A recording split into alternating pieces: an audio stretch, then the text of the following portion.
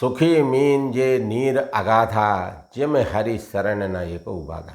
जैसे मछली अथाह जल में सुख का अनुभव करती और जल की जितनी गहराई में जाती रहती है उतना अधिक सुख का अनुभव करती है, ठीक उसी प्रकार जो कन्या राशि वाले जातक देवगुरु बृहस्पति के इस महाराशि परिवर्तन में ईश्वर का आश्रय लेंगे, ईश्वर के बताए हुए रास्ते पर चलेंगे, धर्म पुण्य के कार्य करेंगे, तो निश्चित रूप से देवगुरु बृहस्पति का यह महाराशि परिवर्तन कन्या राशि वाले जातकों के लिए किसी वरदान से कम साबित नहीं होगा। साथियों नमस्कार, मैं आर.एस. खरे अपने चैनल मातु पित्त ज्योतिष ज्ञान के माध्यम से आप सभी दर्शकों का हार्दिक अभिनंदन स्वागत करता हूं।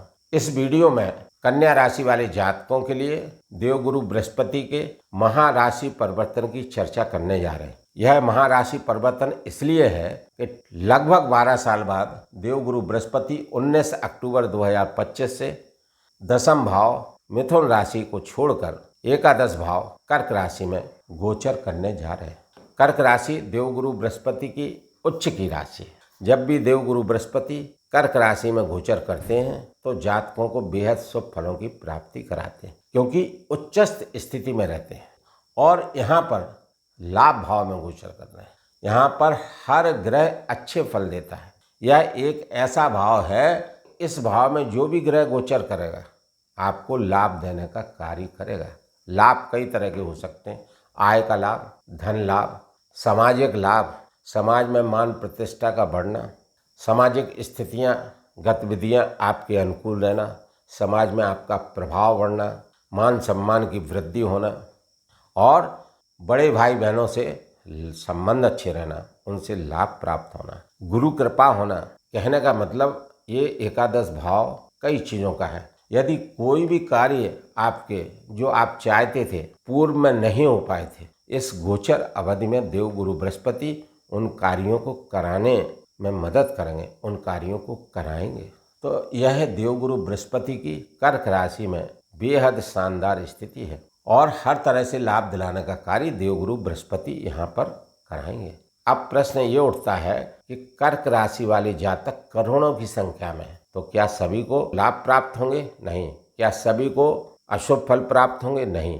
कुछ लोगों को शुभ फल प्राप्त होंगे, कुछ लोगों को अशुभ फलों की प्राप्ति होगी और यह शुभ और अशुभ फलों की प्राप्ति निर्भर करेगी कन्या राशि वाले जातकों की जन्म कुंडली में देवगुरु बृहस्पति की स्थिति पर, कि देवगुरु बृहस्पति किस स्थिति में स्थित हैं जन्म कुंडली में। यदि देवगुरु बृहस्पति कर्क राशि में उच्चस्थ हैं, अच्छे शुभ भाव में स्थित हैं, अंश बल में ठीक हैं, सूर्य के साथ अस्त नहीं है, मकर राशि में नीचस्थ नहीं है और लग्न के लिए अकारक नहीं है, कारक है, तो निश्चित रूप से देवगुरु बृहस्पति के इस गोचर अवधि में वह कन्या राशि वाले जातक देवगुरु बृहस्पति से विशेष शुभ फल प्राप्त करते रहेंगे। और इसके विपरीत जिन कन्या राशि वाले जातकों की जन्म कुंडली में देवगुरु बृहस्पति की स्थिति कमजोर है, देवगुरु बृहस्पति अस्त है, नीचस्थ है, अंश बल में कम है, अशुभ ग्रह में स्थित हैं, अशुभ ग्रहों की दृष्टि है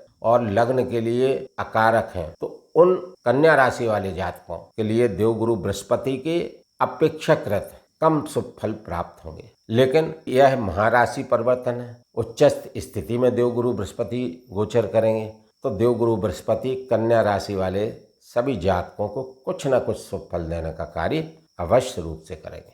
तो यहाँ पर देवगुरु बृहस्पति लाभ भाव में गोचर कर रहे हैं और पुनर्वसु नक्षत्र से गोचर कर रहे हैं। यह देवगुरु बृहस्पति का ही नक्षत्र है। जब देवगुरु बृहस्पति इस नक्षत्र से गोचर करते हैं तो विशेष शुभ फलों की प्राप्ति जातक को कराते हैं और विशेष तौर से जब देवगुरु बृहस्पति एकादश भाव में गोचर कर रहे हैं और फिर पुनर्वसु नक्षत्र से गोचर कर रहे हैं तो यह स्थिति बेहद शानदार हो जाती है, क्योंकि पुनर्वसु नक्षत्र का मतलब पुनः पुनः बार बार, वसु माने धन संपत्ति।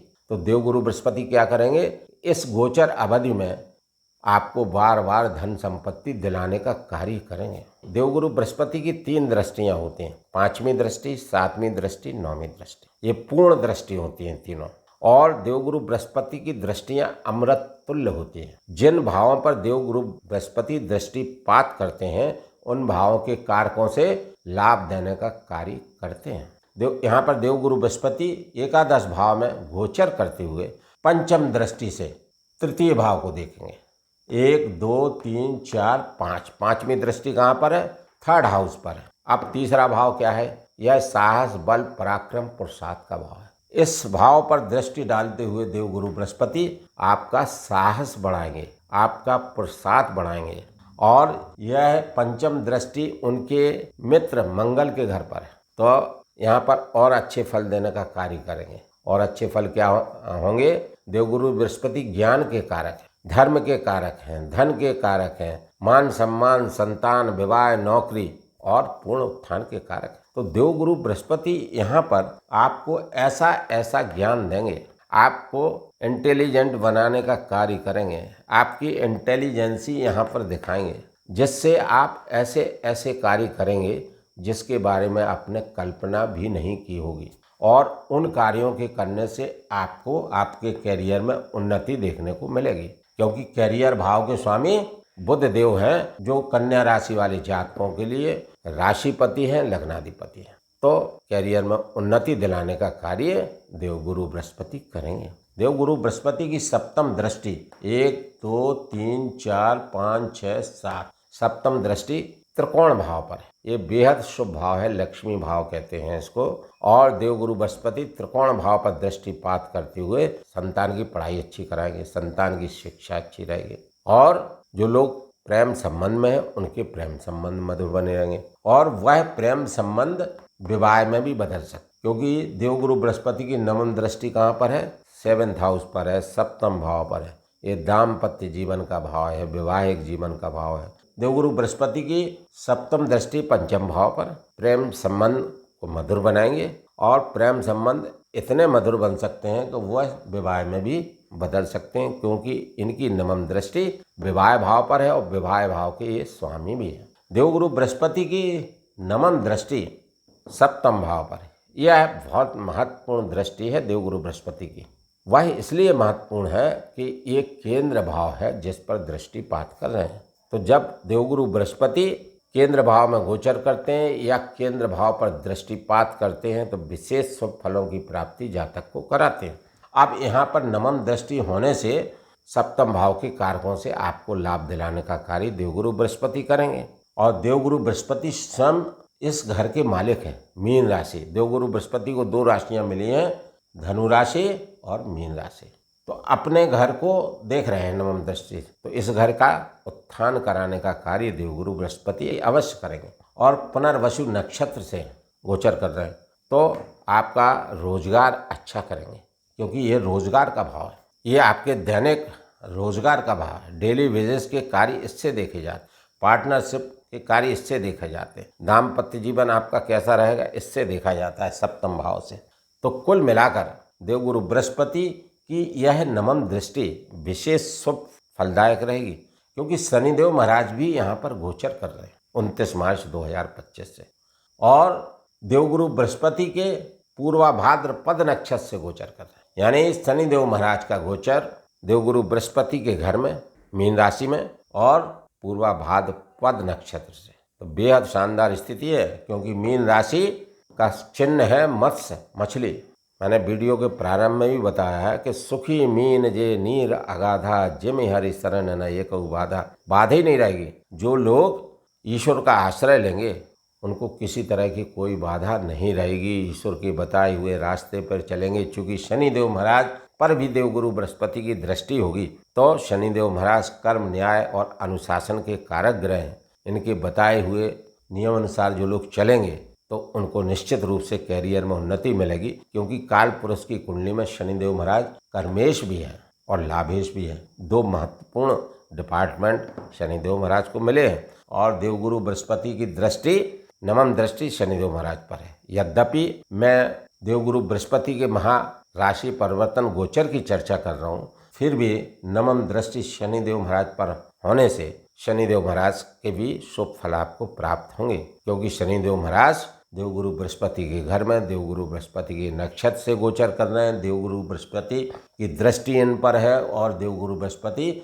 उच्चस्थ स्थिति में और अपने पुनर्वसु नक्षत्र से गोचर करते हुए दृष्टिपात कर रहे हैं। बेहद शानदार स्थिति है नमन दृष्टि देवगुरु बृहस्पति की। मेरे कहने का मतलब यह है कि बहुत शानदार स्थिति है। मैं यहाँ पर अपने प्रिय दर्शकों से विनम्र अनुरोध करता हूँ कि इस वीडियो में मेरे द्वारा अब तक दी गई जानकारी यदि आपको अच्छी लगी हो तो कमेंट्स में जय श्री राम जय श्री हनुमान लिखना ना भूलें। साथ ही चैनल को लाइक सब्सक्राइब एवं शेयर करना भी ना भूलें। अब देवगुरु बृहस्पति 12 नवंबर 2025 से बकरी हो जाएंगे, रेट्रोगेट होंगे, माने बकरी हो जाएंगे। अब जब कोई भी ग्रह बकरी होता है तो उसका चेष्टा बल बढ़ जाता है। चेष्टा बल का मतलब फल लेने की क्षमता में कई गुना वृद्धि। उच्च स्थिति में गोचर करते हुए अभी भी देवगुरु बृहस्पति शुभ फल दे रहे हैं, किंतु 12 नवंबर 2025 से 3 दिसंबर 2025 तक देवगुरु बृहस्पति इसी राशि कर्क में बकरी हो जाएंगे और 3 दिसंबर तक यहीं बकरी होकर गोचर करेंगे। जब कोई ग्रह बकरी होता है तो अपने से एक घर पहले का भी फल देता है। 10th भाव का भी फल देने का कार्य देवगुरु बृहस्पति करेंगे। तो बकरी अवधि में क्या होगा, इस भाव के भी फल देंगे और इस भाव के भी फल देंगे। तो इसके पहले 19 अक्टूबर के पहले तक देवगुरु बृहस्पति इस भाव में गोचर कर रहे हैं, अभी भी कर रहे हैं। तो 19 अक्टूबर के बाद कर्क राशि में गोचर करेंगे और 12 नवंबर के बाद बकरी होकर यहाँ के फल देंगे। यानी इस कैरियर भाव में जब देवगुरु बृहस्पति गोचर कर रहे थे तो जो कार्य देवगुरु बृहस्पति द्वारा यहाँ पर छूट गए थे उन कार्यों की पूर्ति यहाँ बकरी अवधि में करने का कार्य करेंगे। तो आपको क्या करना है कि आपको अपने कार्यस्थल पर कड़ी मेहनत करना है। You have to work hard और ईमानदारी से कार्य करना है। अनैतिक कार्यों से बचना है, बेईमानी से बचना है, लालच से बचना है और सात्विकता रखना है। लोगों के प्रति आपका उदार व्यक्तित्व होना चाहिए, सोच पॉजिटिव होना चाहिए।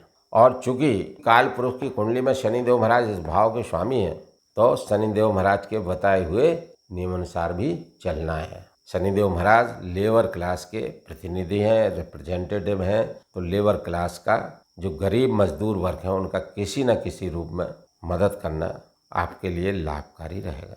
देवगुरु बृहस्पति जब 12 नवंबर से बकरी हो जाएंगे इतने भावों को प्रभावित करने का काम करेंगे, 1, 2, 3, 4 और 5।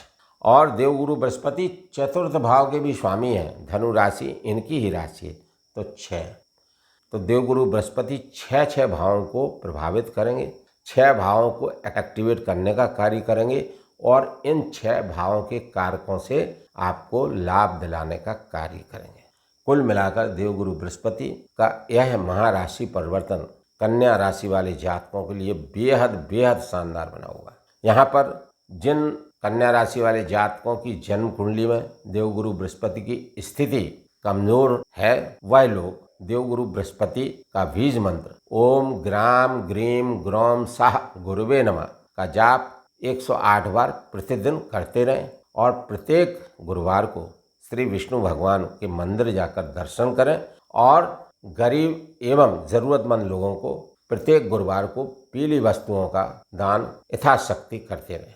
बताए गए इस उपाय को यदि कन्या राशि वाले जातक करते रहेंगे तो कन्या राशि वाले सभी जातकों का यह महाराशि गोचर काल विशेष शुभ एवं अनुकूल रहेगा। यहाँ पर मैं अपने प्रिय दर्शकों से विनम्र अनुरोध करता हूँ कि इस वीडियो में मेरे द्वारा दी गई जानकारी यदि अच्छी लगी हो तो कृपया चैनल को लाइक सब्सक्राइब एवं शेयर करना न भूलें। धन्यवाद।